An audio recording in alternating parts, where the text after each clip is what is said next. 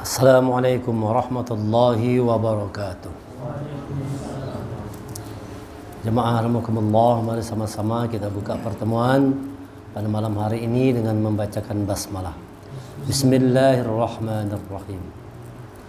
Innal hamdalillah nahmaduhu wa nasta'inuhu wa nastaghfiruh wa na'udzu billahi min syururi anfusina wa min sayyiati a'malina. Man yahdihillahu fala mudilla lahu wa man yudlil fala hadiya lahu. Asyhadu an la ilaha illallah wa asyhadu anna Muhammadan abduhu wa rasuluh la nabiyya ba'da. Allahumma salli wa sallim ala Muhammadin rasulillah wa ala alihi wa sahbihi wa man tabi'ahu wa walahu ila yaumil qiyamah. Rabbi syrah li sadri wa yassir li amri wahlul 'uqdatam min lisani yafqahu qawli. Rabbi zidni ilma warzuqni fahma. Faqala Allah Ta'ala fil Qur'anil Karim, a'udzu billahi minasy syaithanir rajim. Ya ayyuhalladzina amanu taqullaha haqqa tuqatih wa la tamutunna illa wa antum muslimun. Wahai orang yang beriman, bertakwa kepada Allah dengan hak, dengan benar, dengan sempurna, dan jangan kalian mati kecuali dalam keadaan sebagai seorang yang berserah diri kepada Allah, sebagai seorang muslim. Ya ayuhan nasu taqu rabbakum alladzi khalaqakum min nafsin wahidah wa khalaqa minha zawjaha wa bassa minhuma rijalan katsiran wa nisaa wattaqullaha alladzi tasaaluna bihi wal arham innallaha kana 'alaikum raqiba.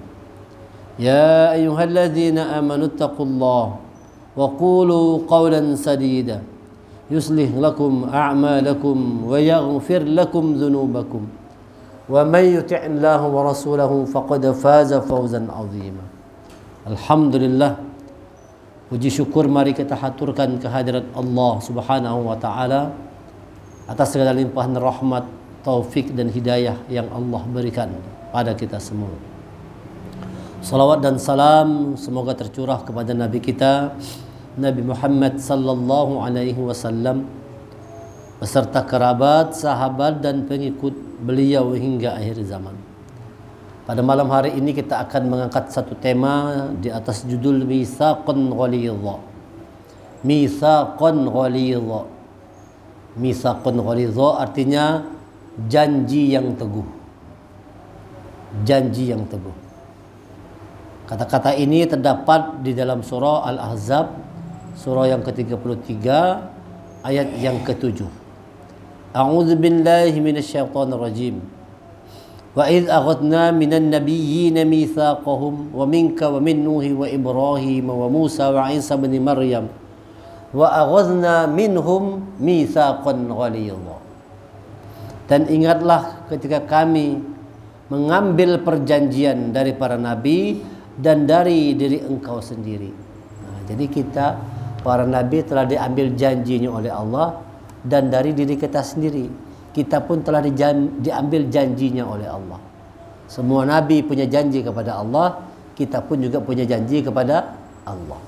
Di alam rahim ibu itu janji kita, primordial kontrak, perjanjian yang terikat sampai kita mati nanti. Kita mengatakan ketika di alam ruh kita, di alam arham, ketika Allah hendak meniupkan ruhnya, terlebih dahulu kita diambil janjinya. Alastu birabbikum qalu bala syahidna. Benarkah aku Tuhanmu? Kita semua mengatakan benar ya Allah, engkau Tuhan kami. Qalu bala syahidna. Semua manusia mengatakan semua Tuhannya adalah Allah. Siapapun manusianya mengatakan di dalam rahim ibunya Tuhannya adalah Allah. Itu janjinya tuh. Karena mau memenuhi janji, lalu Allah beri ruh kita, lalu kita hidup ke muka bumi ini. Ada orang yang keguguran tuh misalnya, kada jadi melahirkan, itu karena tidak siap memegang janji tadi itu, lalu gugur ya. Karena tadi calon manusia tadi tidak sanggup memegang janji, karena memegang janji itu kan susah, tidak mudah. memegang janji itu. Allah dalam menjelaskan tuh bahwa janji kepada Allah tuh ujiannya banyak, tantangannya banyak. Kalau tidak hati-hati, kita bisa mengabaikan, lupa kepada janji, dan itu membuat kita jadi celaka. Nah, tetapi kalau kita mampu memegang janji kepada Allah, kita akan jadi orang yang dimuliakan oleh Allah di hidup dunia dan akhirat. Nah, makanya kita yang hadir semua di hidup hari ini itu mengatakan dulu siap menerima janji dari Allah, mengatakan Tuhan kita adalah Allah. Para nabi diambil juga janjinya oleh Allah. Dan ingatlah ketika kami mengambil perjanjian dari para nabi dan dari engkau sendiri, dari Nuh, Ibrahim, Musa, dan Isa putra Maryam, dan kami telah mengambil dari mereka perjanjian yang teguh, mitsaqan ghalidha. Jadi bukan sekedar diambil janji, bukan sekedar mitsaq itu janji, tapi janji yang teguh, mitsaqan ghalidha, kepada diri kita dan khususnya kepada ulul azmi, Nabi Nuh, Nabi Ibrahim, Nabi Musa, Nabi Isa, Nabi Muhammad sallallahu alaihi wasallam. Ini nabi-nabi yang ulul azmi, nabi-nabi yang terpilih. Semua nabi itu baik, kan? Dari 25 nabi itu disaring lagi, dipilih nabi yang terbaik, ulul azmi, 5 nabinya. Nah, nanti dari 5 nabi ini diseleksi lagi, dipilih 2 yang terbaik. Siapa tuh?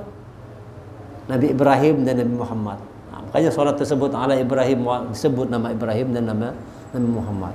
Nah, dari 2 ini dipilih lagi yang terbaik, Nabi Muhammad sallallahu alaihi wasallam. Nabi yang terbaik dari seluruh nabi, manusia terbaik dari seluruh manusia. Nah, kepada nama Nabi ulul azmi ini Allah telah mengambil janji yang teguh, mitsaqun ghalidh, janji yang teguh. Dan setiap manusia dikasih amanah, diberikan janji, itu pasti ada sesuatu yang menjadi ujian untuk membuktikan apakah kita mampu memegang janji atau tidak. Kita nikah aja misalnya tuh. Nikah itu adalah mitsaqun ghalidh. Itu janji yang teguh. Pernikahan itu dikatakan dalam Quran adalah perjanjian yang teguh. Kata-kata mitsaqun ghalidh dalam Quran itu ada 2. Dalam surah An-Nisa surah keempat ayat 21 dan surah Al-Ahzab ayat 7 ini. Surah 33 ayat 7. Dalam pernikahan itu diambil janji yang teguh, dan begitu nikah, lihat pasti banyak ujian. Apakah suami istri mampu memegang janjinya atau tidak? Apakah suami mampu memegang janjinya? Apakah istri mampu memegang janjinya? Nah, itu namanya mitsaqun ghalidh. Setiap orang menikah diikat dengan satu perjanjian yang teguh. Maka syahadah, asyhadu an la ilaha illallah, itu janji kita. Janji kepada Allah. Memegang janji ini tidak mudah. Karena setiap Allah memberikan amanah kepada kita berupa janji, maka kita dituntut untuk selalu memegang janji itu. Janji kita kepada istri, kita jaga baik-baik. Janji kita kepada manusia, janji kita kepada orang lain, ya kan? Janji kita kepada teman sahabat kita, terutama janji kita kepada Allah itu harus dipegang teguh dengan kuat. Walaupun banyak ujian, walaupun banyak tantangan, kita harus punya kekuatan mampu memegang janji. Allah memberi contoh 4 nabi, Nuh, Ibrahim, Musa, Isa. Nah, ini 4 nabi yang Allah tebus dalam Quran tadi, yang Allah beri mereka ujian untuk membuktikan kuat kada memegang janji atau kada. Nabi Nuh diuji. Apa ujiannya? Bagaimana kemampuan Nabi Nuh itu? Bahasa kita mengatakan itu self emotional, emotional control, kemampuan mengendalikan emosi. Emosi itu rasa, alam rasa. Dalam bahasa Quran namanya hawa. Wala tattabi'il hawa. Janganlah kalian mengikuti hawa. Diterjemahkan bahasa Indonesia, jangan kalian ikuti hawa nafsu. Hawa. Bahasa kita hawa itu adalah emosional, perasaan. Jadi manusia itu kadang-kadang yang menjadi ujiannya nomor 1 adalah soal perasaan. Perasaan kita tuh yang disentuh. Lalu makanya kadang-kadang kita kalau perasaannya kena bisa emosi. Jadi kalau perempuan tuh kalau dia kena perasaannya, emosi dia nangis. Itu perasaan. Perasaan itu dia ciri khasnya bekerja atas dasar suka atau tidak suka. Itu perasaan. Rasa lapar. Kalau sudah datang rasa lapar kan kita makan. Dan kita dibolehkan makan. Tapi harus punya kemampuan mengontrol makan tadi itu. Walaupun ada rasa lapar, tapi kontrol tadi harus tetap berlaku. Emotional control, mampu mengontrol hawa tadi. mampu mengontrol perasaan tadi. Walaupun lagi lapar, dihadapkan kita makan, kadang mentang-mentang lapar, seberataan disikat habis. Itu kan tidak mampu mengontrol hawa tadi. Rasa lapar ada, boleh kalau rasa lapar dikasih makan, tapi ketika kita makan, kontrol. Kemampuan mengontrol itu namanya emotional control. Kemampuan seseorang untuk mengendalikan alam rasanya. Itu dicontohkan Nabi Nuh. Bagaimana rasa Nabi Nuh itu? Di hadapannya harus menyaksikan anak istrinya tenggelam. Coba kira-kira itu bagaimana perasaan? Ini kan soal perasaan tadi. Soal emosi. Bagaimana tuh emosional, hubungan emosi seorang ayah dengan anaknya, seorang suami dengan istrinya ketika menyaksikan anak istri di depan mata kita tenggelam. Kira-kira gimana tuh kita merasakan? Padahal bisa nolong Nabi Nuh. Nabi Nuh bisa nolong, cuman Allah melarangnya. Jangan tolong mereka, kata Allah. Itu bukan keluargamu. Mereka bukan keluargamu. Kan anak-anak Nabi Nuh akhirnya mati tenggelam. Istri Nabi Nuh akhirnya mati tenggelam. Kenapa? Tidak mau mengikuti Nabi Nuh. Nah, di situ Nabi Nuh diuji oleh Allah, hawanya, rasanya, emosionalnya diuji.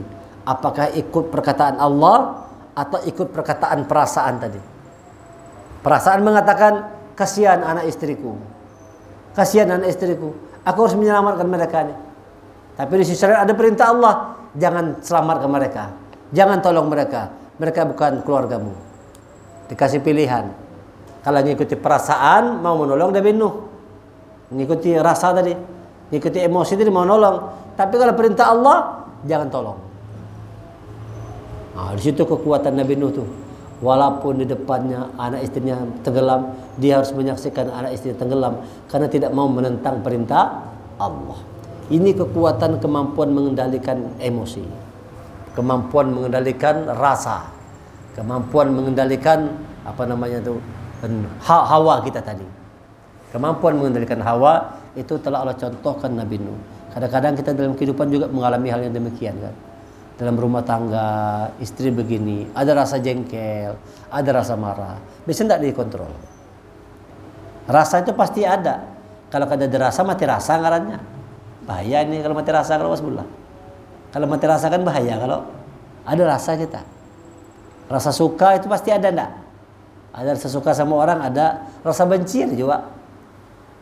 Rasa sayang ada, rasa cinta ada, tapi rasa suka ada juga. Itu semua adalah namanya rasa emosional. Nah, mana kalau manusia tidak mampu mengendalikan rasa ini, ya sulit. Di rumah tadi tuh contoh di rumah tangga. Kita kalau tidak siap menerima keadaan bini, yaitu harus berkelahi terus. Tidak bisa mengendalikan emosi tadi. Emotional control tidak bisa dikendalikan. Padahal berumah tangga tuh begitu berpasangan suami istri pasti mengalami banyak masalah. Kita sebagai suami punya kekuatan mengendalikan emosional kita. Walaupun bagaimana, ya kan, anak istri ini kelakuannya mampu tetap kita mengendalikan emosi. Arahkan dia kepada Allah. Anak istri arahkan kepada Allah. Bimbing kepada Allah. Tapi tentu dengan kesabaran. Nah, jangan kalau tidak mau langsung main tangan, main pukul apa segala macam. Itu tidak dicontohkan. Itu kalau manusia tidak mengendalikan emosi itu namanya reaktif. Jadi kalau orang tidak punya kemampuan mengendalikan emotional control, akan jadi orang yang reaktif. Cepat marah, cepat tersinggung, cepat dendam sama orang, mudah benci sama orang lain, iri hati sama orang lain. Segala macam keburukan itu keluar karena manusia tidak mampu mengendalikan yang namanya dorongan hawa tadi. Hawa nafsu itu tidak mampu dikendalikan. Itu membuat manusia bisa berbuat keburukan. Al-Quran ini datang supaya manusia sadar bahwa dia punya hawa nafsu, tapi hawa nafsunya harus mampu dia kendalikan. Mampu dikendalikan. Yang bujangan misalnya, kayak Ridho kan, ada dorongan hawa nafsu pasti ada. Harus bisa dikendalikan. Makanya disuruh Rasulullah kan, kalau sudah tertahan lagi segera nikah. Disuruh kita oleh Rasulullah segera nikah. Kayak Pak Haji kan, segera nikah. Karena dorongan itu ada. Nah, itu sunatullah. Ya kan? Pas bulan aja masih ada lagi. Iya, selama kita makan, asal kita sehat itu, asal makan tuh dorongan itu ada. Cuma mungkin kadarnya menurun. Kalau waktu masih muda, tahan sehari sekali, sudah tua paling seminggu sekali. Ini lama-lama sebulan sekali, sudah turun dia. Sebulan sekali. Tapi kan rasa itu ada. Nah, laki-laki terutama, makanya kita disuruh tuh mencari pasangan. Kenapa? Supaya ada tempat menyalurkan hawa tadi. Nafsu itu kalau disalurkan, mungkin ada ya itu tadi berbahaya. Makanya kata Rasulullah, kalau engkau belum bisa menikah, perbanyaklah berpuasa. Anak muda tuh belum mampu nikah lagi, suruh banyak puasa. Kenapa? Beratnya mengendalikan hawa nafsu ini berat, tidak mudah. Tidak mudah mengendalikan hawa nafsu. Banyak orang tergelincir di situ. Dia mengikuti hawa nafsu, akhirnya menjadi orang-orang yang reaktif. Reaktif itu artinya mudah sekali emosi, mudah marah, mudah benci, apa segala macam itu muncul karena ketidakmampuan mengendalikan hawa nafsu. Dalam bahasa istilah kita mengatakan emotional control. Nah, Nabi Nuh itu contoh manusia yang kuat mengendalikan emosi. Walaupun depan mata anak ini tenggelam, tapi tidak mau menentang perintah Allah. Kita bisa juga itu kalau walaupun ada bibit bungas depan kita, sudah menyerahkan dirinya. Tapi kita tahu ini zina nih, kita tidak mau melakukan. Ya kan?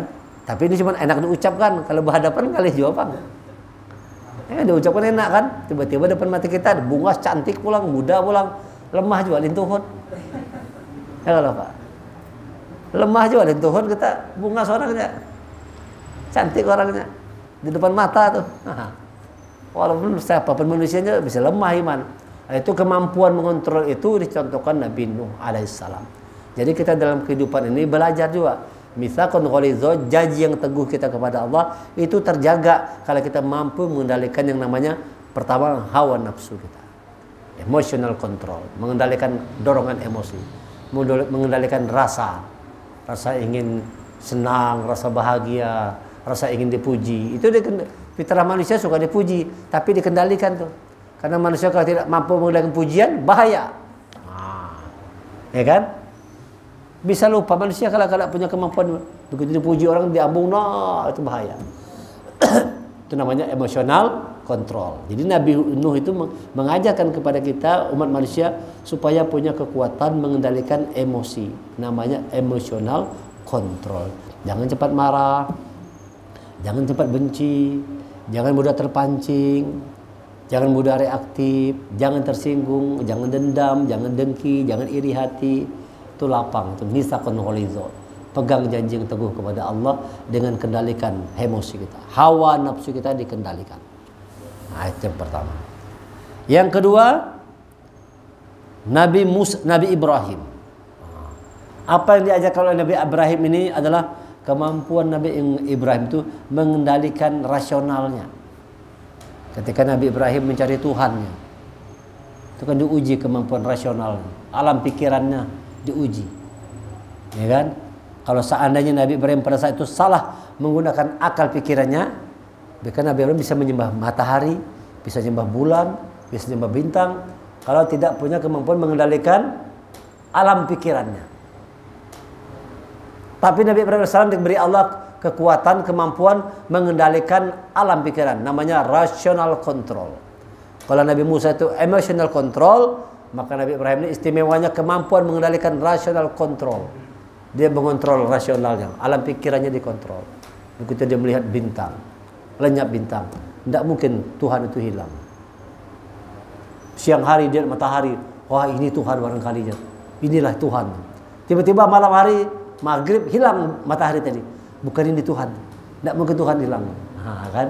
Tidak mungkin Tuhan lenyap. Malam hari dilihat bulan, wah cahaya ini indah cahaya, barangkali ini Tuhan. Tiba-tiba esoknya hilang pulang bulan. Berarti bukan ini. Lalu Ibrahim dengan kekuatan rasionalnya dia mengatakan Tuhan itu adalah yang menciptakan semua ini.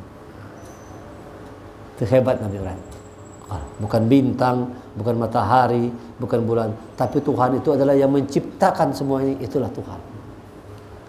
Ketika itu dalam Nabi Ibrahim dalam mencari rohnya itu dibimbing. Jadi akal pikiran kita ini hidupnya harus pakai akal pikiran.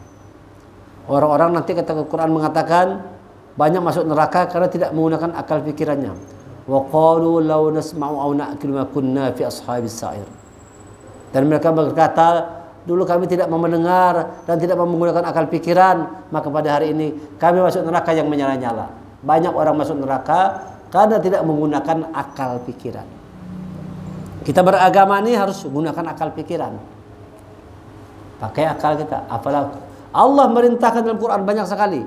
Afala ta'qilun. Tidakkah kalian menggunakan akal kalian?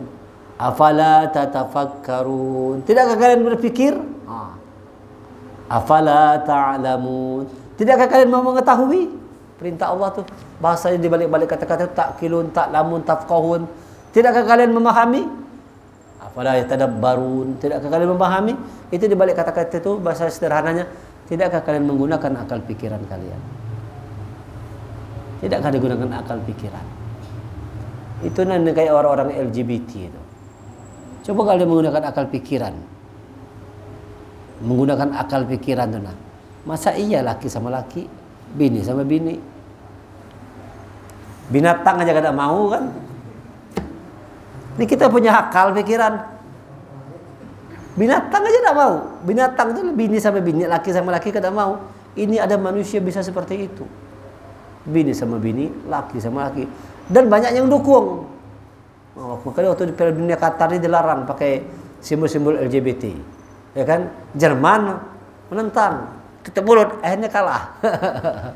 Ini kisah sedikit. Kaitannya lagi sekarang lagi ramai Piala Dunia. Ya kan? Ayo tersingkir. Jadi itu contoh manusia-manusia tidak menggunakan akal pikirannya. Lebih mengedepankan hawa nafsu tadi, tapi akal tidak jalan. Nah, jadi Nabi mengajarkan kepada kita dalam kehidupan, gunakan akal pikiran kita nih. Tetapi akal pikiran tadi harus dituntun oleh wahyu Allah. Ini Quran ini menuntun supaya kita jangan sampai salah berpikir.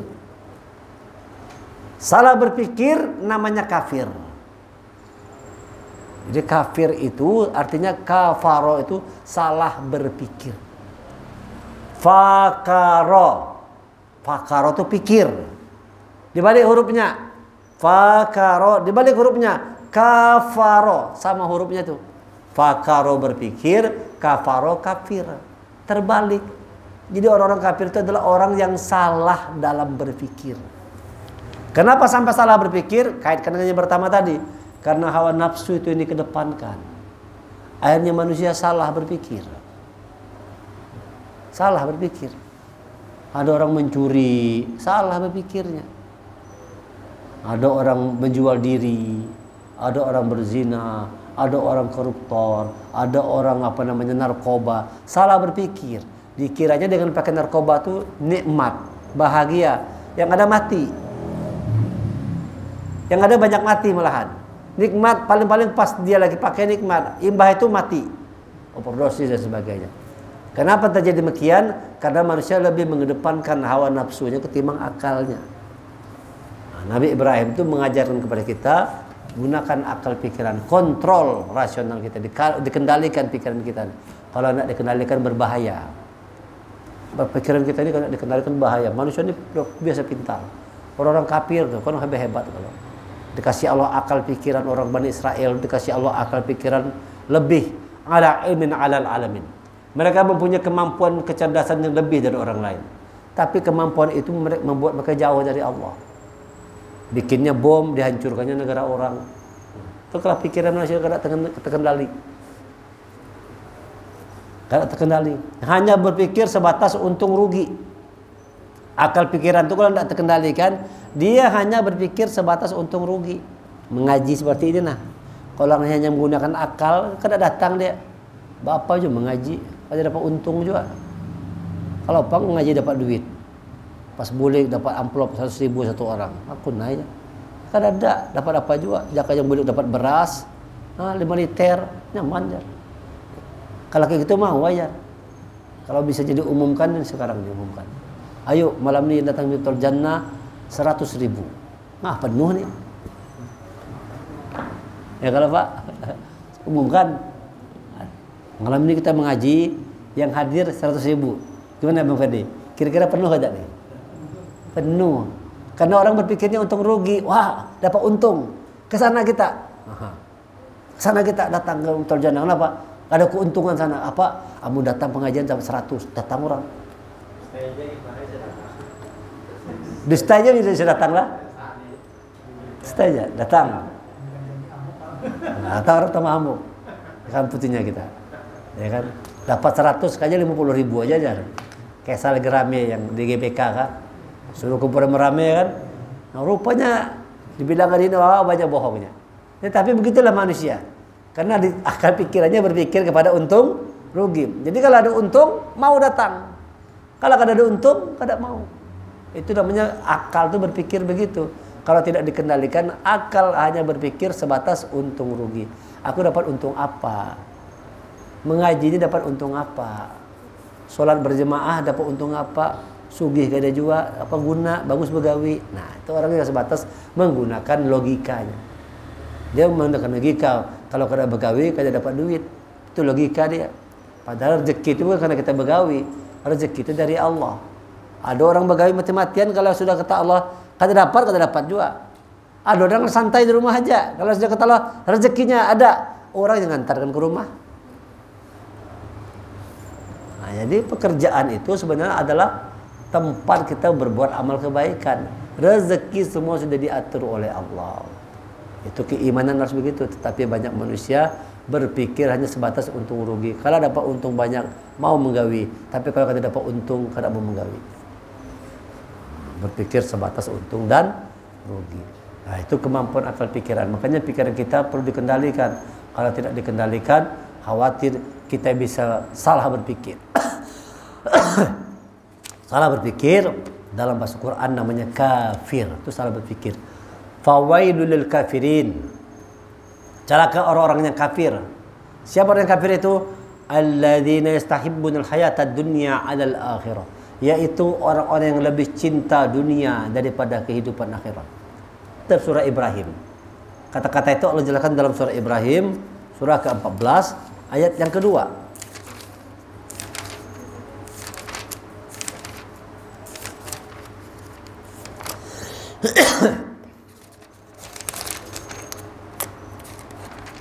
Ya, ini.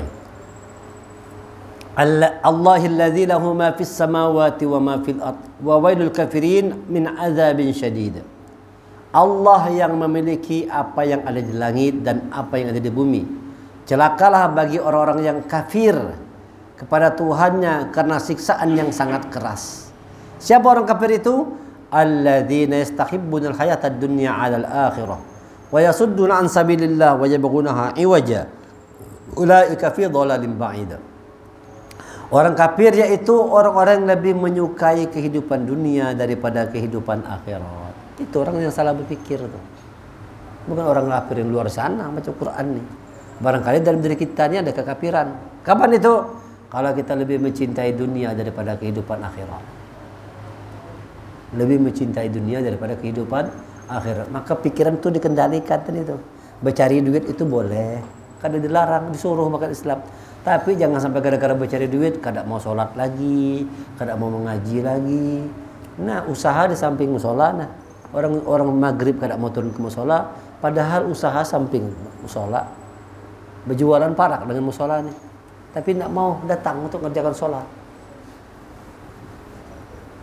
Apa salah? Tutup sebentar, sholat maghrib, usaha lagi. Nanti pas Isya tutup sebentar, sholat maghrib, usaha lagi. Nah, cuma barangkali ke sini ngalih seperti itu. Kalau amal di Mekah kan kayak itu aja. Kalau pas orang azan haram aja, tutupnya sudah. Dia pergi ke masjid. Nah, mau di Indonesia di sini masih kayak itu bisa berhilangan di pasar. Nah, orang azan tutup jar. Sininya ke situ hilang sudah. Hilang sudah dagangan. Bisa terjadi begitu. Nah, jadi kata Allah yang namanya kekafiran itu adalah orang-orang yang lebih cinta kehidupan dunia daripada kehidupan akhirat. Itu karena manusia tidak mampu mengendalikan akal pikirannya. Hawa nafsu tidak dikendalikan, akal pikiran tidak dikendalikan. Dikendalikan, gunakan akal pikiran, tapi dia harus dikendalikan. Yang ketiga, Nabi Musa. Apa pelajaran dari Nabi Musa ini adalah kemampuan mengendalikan kekuatan. Nabi Musa terkenal dengan Nabi yang paling kuat. Sekali tinju mati orang. Nabi Musa punya power yang luar biasa. Nabi yang paling kuat. Pukul sekali mati. Tetapi ada kekuatan bagaimana dia menundukkan Fir'aun. Fir'aun kan penguasa. Nah, itu kan kekuasaan. Bagaimana kemampuan Nabi Musa bisa menundukkan Fir'aun. Nah, itu dia punya kemampuan namanya power control. Power itu kan kekuatan, control itu mengendalikan. Bagaimana Nabi Musa mampu mengendalikan kekuasaan. Power itu kadang-kadang manusia ini kalau sudah jadi penguasa bisa lupa diri dah. Lupa diri dah. Kadang punya lagi kemampuan mengendalikan kekuasaan tadi. Itu membuat manusia lupa kepada Allah, bahkan lupa kepada dirinya sendiri. Sebagaimana Fir'aun itu diberikan Allah kekuasaan, lupa terhadap Allah, lupa terhadap dirinya sendiri. Datang Nabi Musa mengendalikannya. Nabi Musa yang mengendalikan kekuatan Fir'aun. Kenapa? Cocok. Nabi Musa orang yang kuat, penguasa, dihadapkan dengan Nabi yang juga punya kekuatan. Nabi Musa. Nah, dalam hidup kita begitu. Kita ini kan punya dikasih Allah terus sebagai suami tadi di rumah kan punya kekuasaan gak ada? Ada kekuasaan. Minimal kitanya penguasa di rumah tangga. Nah, kalau suami kada bisa mengendalikan kekuasaan kayak Fir'aun tuh, Bang. Kamu sudah suami itu kada punya kemampuan mengendalikan kekuasaan, ya kayak Fir'aun tadi itu. Main tangkap, main tempeleng, main bunuh, suka-sukanya hati aja. Tuhanku, kata Nabi Musa, bisa menghidupkan dan mematikan. Aku juga bisa, kata Fir'aun. Sini, pergi ke sini. Sodok, mati langsung. Nah, mati kalau aja. Aku juga bisa mematikan aja. Yang hidup dibiarkannya hidup, yang dimatikannya juga. Tuhanku, kata apa namanya, menghidupkan matahari, apa namanya, di timur, tenggelam di barat. Coba engkau buat balik sekarang, mampu tak? Kata Fir'aun. Tidak mampu Fir'aun. Nabi Musa kecerdasannya mampu mengendalikan Fir'aun yang jahat. Nah, ini artinya pelajarannya kita diberi Allah, setiap manusia pasti punya power, kekuatan, punya kekuasaan. Tapi itu harus dikendalikan, arahkan kepada yang baik. Karena kalau orang punya kekuatan dia bisa mengendalikan kekuatan kepada yang baik, itu luar biasa. Presiden itu kan luar biasa kekuasaannya kan. Kalau dia mampu mengendalikannya luar biasa kebijakannya itu, luar biasa.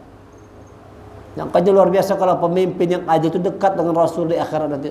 Nomor satu adalah 3 golongan nanti yang dapat naungan Allah. Nomor satunya pemimpin yang adil. Walaupun sudah jadi penguasa, kayak lupa diri. Walaupun sudah jadi penguasa, tetap menjalankan aturan Allah. Jadi penguasa menolong rakyatnya. Jadi penguasa membantu rakyatnya, bukan membantu dirinya, kroni-kroninya, keluarganya, sekutu-sekutunya. Nah, kebanyakan begitu sekarang.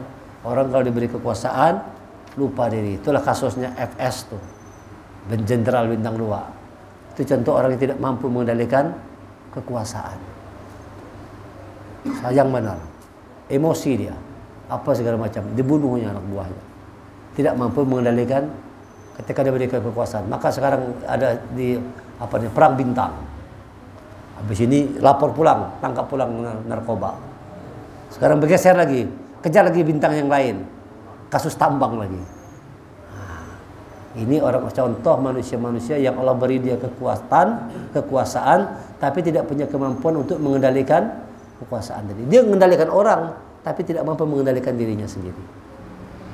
Mengendalikan orang bisa karena dia penguasa, tapi dia tidak mampu mengendalikan dirinya sendiri. Nah, Nabi Musa itu mengajarkan kepada kita, hidup itu harus punya kemampuan mengendalikan kekuatan tadi. Kita punya kekuatan, punya kekuasaan, kendalikan, jangan sampai salah digunakan.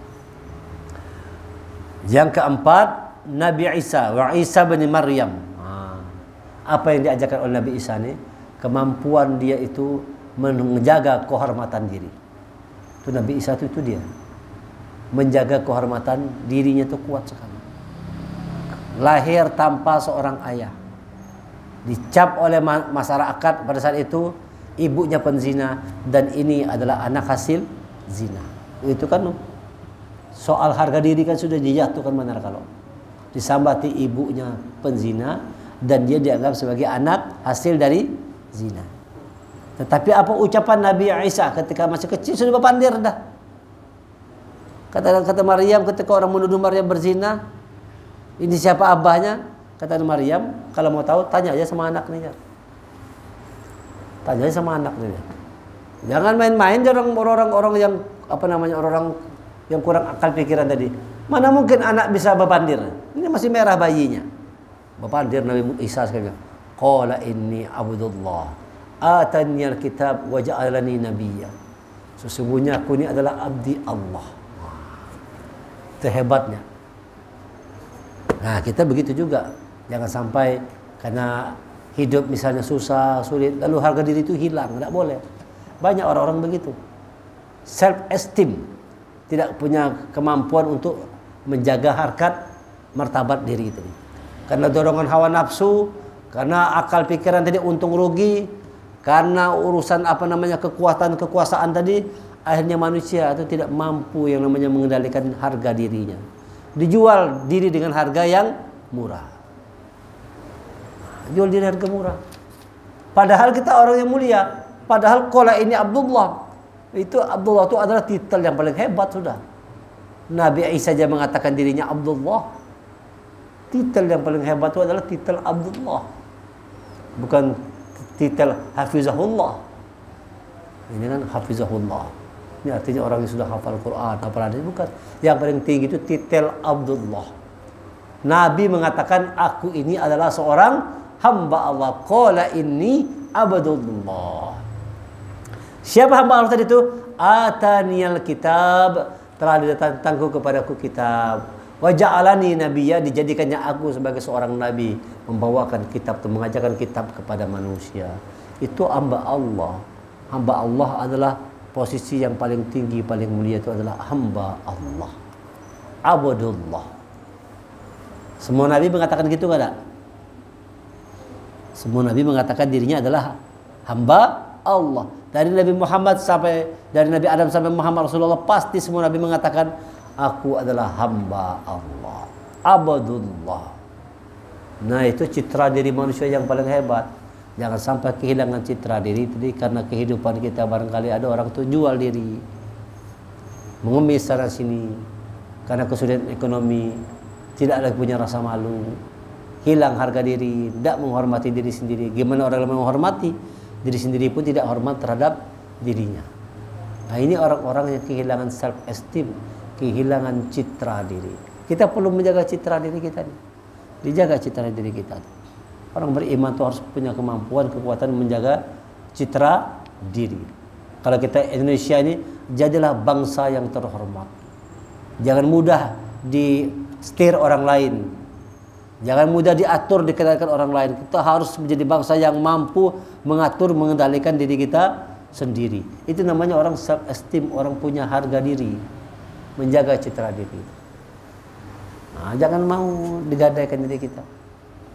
Banyak orang tuh menggadaikan diri, bahkan menggadaikan iman. Karena Indomie satu kardus, iman bisa dijual. Kan lagi marak seperti itu kan. Sekarang lagi marak kan usaha orang untuk kristenisasi.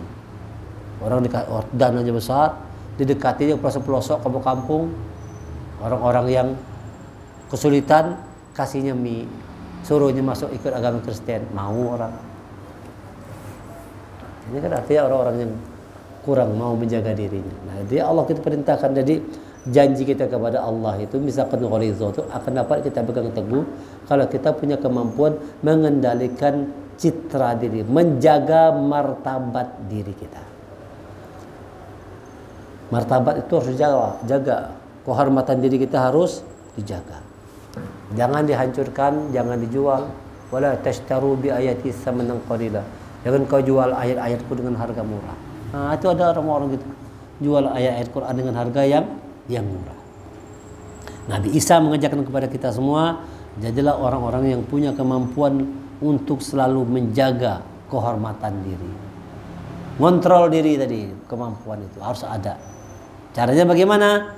Dengan mempelajari kitab Allah.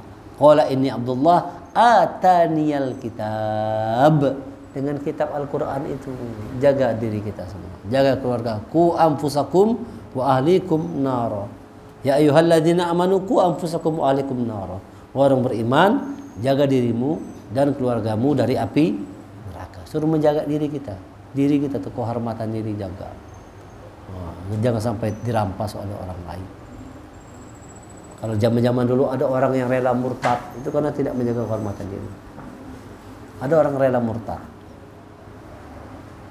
Rela jadi orang murtad karena dapat dunia. Itu ada orang seperti itu. Nah, kalau orang-orang tidak punya Quran bisa jadi demikian dia. Melupakan janjinya kepada Allah. Maka kita lewat membaca Quran ini salah satu tujuan utama kita supaya kita punya kekuatan untuk punya kemampuan mengendalikan hawa nafsu kita. Supaya kita punya kekuatan untuk mengendalikan yang namanya akal pikiran kita. Supaya dengan kita mengaji ini punya kekuatan untuk mengendalikan kekuatan, power yang Allah berikan kepada kita. Supaya dengan mengaji ini kita menjaga kehormatan diri dijaga. Jangan jual murah. Diri jangan dijual murah. Jaga. Abdullah itu mahal harganya. Seorang hamba Allah itu mahal harganya. Harganya hidup mati. Kalau masih ada nominal ini masih murah tuh. Berapa harganya? 1 miliar. Masih bisa dijangkau. Berapa harganya? 1 triliun. Murah tuh. Orang-orang Arab dapat mobil Rolls Royce. Mengalahkan Argentina, dapat hadiah, setiap pemain dapat mobil Rolls Royce. Harganya 1 miliar lebih. 1,8 ke berapa? Masing-masingnya itu dapat seberataan. Murah kada? Murah, hai. Duitnya banyak. Namun kita kan mahal. Karena kawan kita, oh dia raja, murah. Tukarkannya satu-satu pemainnya, nyaman benar.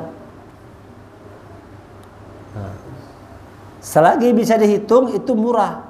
Yang namanya mahal itu tidak kawat dihitung. Berapa nih kayak orang-orang Abdullah tadi itu tidak ada hitungannya. Abdullah tadi hitungannya hidup mati.